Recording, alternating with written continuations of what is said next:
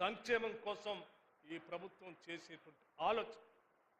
అట్లాగే ఈ రాష్ట్రంలో వ్యవసాయం చేస్తూ ఈ రాష్ట్రాన్ని ధాన్యాగారంగా మార్చినటువంటి రైతాంగ సోదరులకి మేలు చేయాలని ఆలోచనతో ఈ రాష్ట్ర ప్రభుత్వం ఆనాడు ఎన్నికల కంటే ముందు ఇచ్చినటువంటి మాట ప్రకారం 2 లక్షల రూపు రుణమాఫీ ఉన్నటువంటి వాళ్ళందరికీ 2 లక్షల వరకు రుణమాఫీ చేస్తామని చెప్పిన మాటను నిలబెట్టుకోవటం కోసం ఇచ్చిన మాట ప్రకారం ముఖ్యమంత్రి ప్రకటన చేస్తే ఈ రాష్ట్ర ప్రభుత్వం ఈ 2 లక్షల లోపల ఉన్నటువంటి రుణాల్ని దాదాపు 22,000 కోట్ల రూపాయల్ని కేవలం 3 నెలల్లో ఈ రాష్ట్రంలో ఉన్నటువంటి రైతాంగ సోదరుల అకౌంట్లో వేసినటువంటి చరిత్ర ఈ ప్రభుత్వానికి. అంతేకాదు గత ప్రభుత్వాలు రైతు బంధు అని చెప్తూ ముఖ్యంగా టీఆర్ఎస్ పార్టీకి సంబంధించిన నాయకత్వం ఈరోజు మొసలి కన్నీరు గారుస్తూ మాట్లాడుతూ ఉన్నారు. అటు కేటీఆర్ కానీ లేకపోతే ఇటు హరీష్ రావు కానీ లేకపోతే గడిలో కూర్చొని బయటికి రాకుండా ఉన్నటువంటి ఆనాటి ముఖ్యమంత్రి గారు ఏం మాట్లాడుతున్నారయ్యా?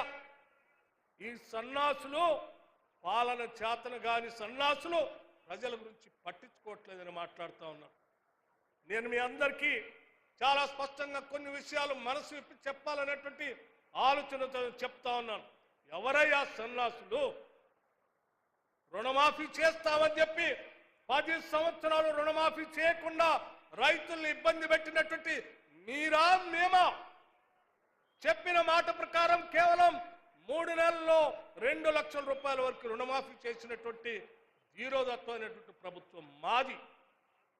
చివరికి రైతు బంధుకు సంబంధించి మీ హయాంలో ఒక విడత వదిలేసి ఇయ్యకుండా వదిలేస్తే కూడా నా ప్రభుత్వ అధికారంలో రాగానే మొదటి విడత రైతు బంధుని ఒక్క సీజన్ కూడా ఎరికి పోకూడదనేటువంటి ఆలోచనతో 7,660 కోట్ల రూపాయల్ని రైతు బంధు రూపేణ మొదటి విడత ఇవ్వటమే కాకుండా రెండో విడతకు వచ్చేవారికి రైతు భరోసా పేరు మీద 9,606 కోట్ల రూపాయలకు సంబంధించి ఈరోజు రైతు భరోసా కార్యక్రమాన్ని రాష్ట్ర వ్యాప్తంగా మొదలుపెట్టి ఇన్ని ఇబ్బందులున్న రైతుల అకౌంట్లో వేసే కార్యక్రమాన్ని మేము తీసుకున్నాం. ముఖ్యమంత్రి గారు చెప్పారు మార్చి 31 కల్లా ఈ రాష్ట్రంలో మేము ఇచ్చిన మాట ప్రకారం మీలాగా 5,000 రూపాయలు కాదు ఎకరానికి, మేము 10,000 మీరు ఇస్తే ఇంకొక 2,000 మేము పెంచి 12,000 రూపాయలు రైతు భరోసా మా రైతుల కోసం ఇస్తామని చెప్పి మార్చి 31 లోపల మాటిచ్చారు. మార్చి 31 లోపల ఈ రాష్ట్రంలో ఉన్నటువంటి రైతులందరికీ రైతు భరోసా 6,000 సీజన్ లెక్క ఎకరానికి వేసేటువంటి బాధ్యత ఈ రాష్ట్ర ప్రభుత్వం తీసుకొని ముందుకు పోతా ఉంది. ఇది ఈ రాష్ట్ర ప్రభుత్వానికి ఉన్నటువంటి నిబద్ధతని కూడా మీ అందరికీ తెలియజేస్తా ఉన్నా. మీలాగా 3 ఎకరాల భూమి ఇస్తా అని చెప్పి మాట తప్పి సన్నాసుల్లాగా బతికినటువంటి వాళ్ళం కాదు. మేము మాట ఇచ్చాం ఆరోగ్యశ్రీ 10 లక్షల వరకు చేస్తామని.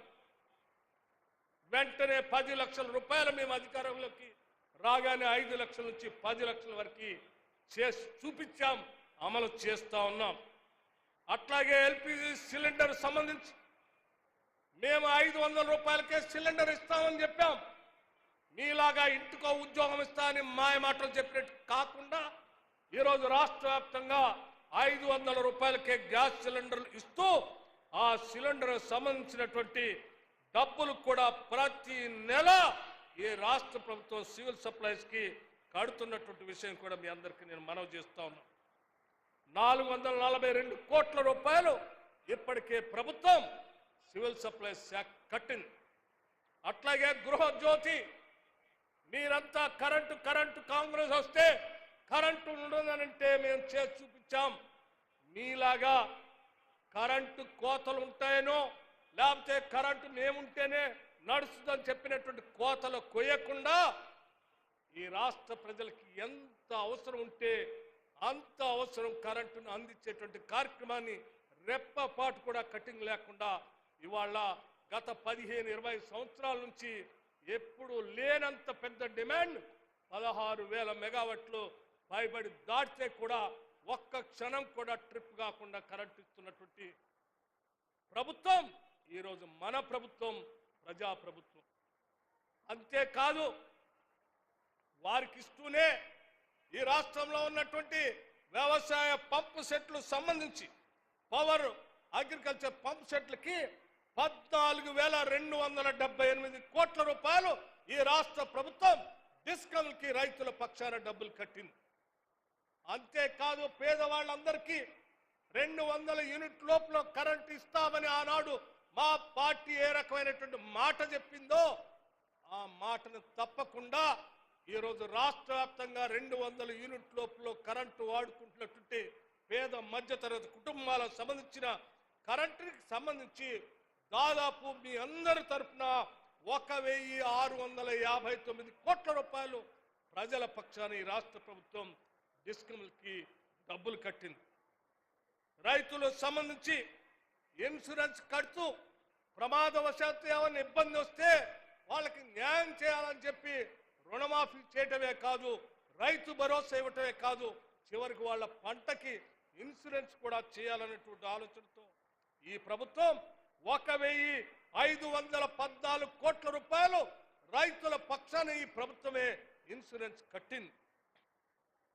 అట్లాగే సన్నాలు పంట పండించే రైతాంగ సోదరులందరికీ 500 రూపాయల బోనస్ ఇవ్వాలనేటువంటి ఆలోచనతో మేము ఇచ్చినటువంటి మాట ప్రకారం ఇప్పటికే 1,804 కోట్ల రూపాయలు పంట పండించే సన్నాలు పండించే రైతులకి 500 లెక్క బోనస్ ఇస్తా ఉన్నాం. స్కాలర్షిప్ సంబంధించి సోదరులారా ఒక్కసారి ఆలోచన చేయండి. ఈ రాష్ట్రంలో 10 సంవత్సరాల పేద మధ్యతరగతి కుటుంబాలకు సంబంధించిన బిడ్డలు చదువుకుంటున్నటువంటి రెసిడెన్షియల్ స్కూల్స్ లో తినటానికి సరిగా తిండి లేదు, కావలసిన కాస్మెటిక్స్ లేవు. రాష్ట్ర ముఖ్యమంత్రి గారు ఆలోచన చేశారు, మంత్రి మండలిలో మాట్లాడారు. అందరి ఆలోచన తీసుకొని ఒకటేసారి 40% ఈ రాష్ట్రంలో చదువుకున్నటువంటి బిడ్డల భవిష్యత్తు కోసం న్యూట్రిషియస్ ఫుడ్ ఆహారం అందించాలని చెప్పి 40% డైట్ ఛార్జెస్ ని, కాస్మెటిక్ ఛార్జెస్ పెంచిన ఘనత ఈ ప్రజా ప్రభుత్వానిది. ఆనాటి సన్నాసులాగా 10 సంవత్సరాలు ఒక్క రూపాయి కూడా పెంచకుండా ఆ బిడ్డల్ని గాలికి వదిలేయలేదు మేము ఈనాడు. అంతేకాదు ఈ రాష్ట్ర వ్యాప్తంగా ఉన్నటువంటి రెసిడెన్షియల్ స్కూల్స్ మీ శాసనసభ్యులకు సంబంధించినయో, లేకపోతే మీ పార్టీకి సంబంధించిన పెద్దలకు సంబంధించిన బిల్డింగ్లో, లేకపోతే వదిలేసిన ఇంజనీరింగ్ కళాశాలలో, లేకపోతే కమ్యూనిటీ హాల్లో, లేకపోతే కళ్యాణ మండపాల్లోనో రెసిడెన్షియల్ స్కూల్ శాంక్షన్ చేసామని తీసుకుపోయి వాళ్ళని అందులో కుక్కి వదిలేస్తే, ఒక్క పాఠశాల కూడా కట్టకుండా వదిలేస్తే విద్యాశాఖను చూస్తున్నటువంటి ముఖ్యమంత్రి గారు ఈ స్కూల్స్ పరిస్థితి ఇంత దయనీయంగా ఉంటే మన బిడ్డలు కదా, వాళ్ళ భవిష్యత్తే మన భవిష్యత్తు కదా, వాళ్ళ గురించి ఆలోచన చేయాలని చెప్పి ఈ రాష్ట్రంలో ఒక్కటేసారి, బహుశా నేను అనుకుంటున్న ఈ దేశ చరిత్రలో ఏ రాష్ట్రంలో కూడా ఒక్కటేసారి young India integrated residential schools 60 schools sanction చేసి ఒక్కొక్క స్కూల్ కి 200 రూపాయలు ఖర్చు పెట్టి కట్టించేటువంటి వ్యవస్థని బహుశా భారతదేశ చరిత్రలో ఏ రాష్ట్రంలో జరగలేదు.